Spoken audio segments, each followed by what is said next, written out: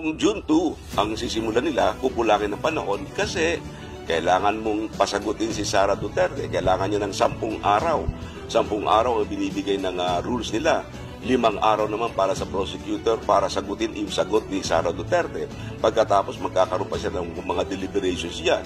Baka kulangin talaga ng panahon kung sa June 2 sila magsisimula. Ang sinasabi naman ng iba na kasi daw ang impeachment court ay para ding regular court na pag nagpalit ng judges o nagpalit ng justices ay tuloy lamang ang kaso. Pero magkaiba po kasi yung impeachment court at saka regular court. Ang regular courts, sila ay may panuntunan sila doon sa tinatawag na rules of court. Sila ay sumusunod sa rules of court. Dito sa impeachment case na ito, ang Senado may sariling rules.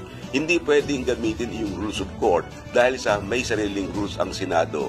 Kung walang sariling rules ang Senado, pwede na gamitin lang ang rules of court in suppletory character na pwede sila mag-basehan nila yung rules of court.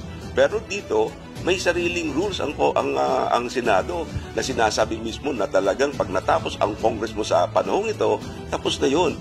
Tapos na rin ang lahat ng mga nakabimbin mong mga kaso, mga proceedings na tinatawag. Maliwanag na sinasabi kasi ng Section 123 ng Senate Rule 44, all matters and proceedings pending in the present Senate shall be deemed terminated upon the creation of the new Senate. Maliwanag na maliwanag yun.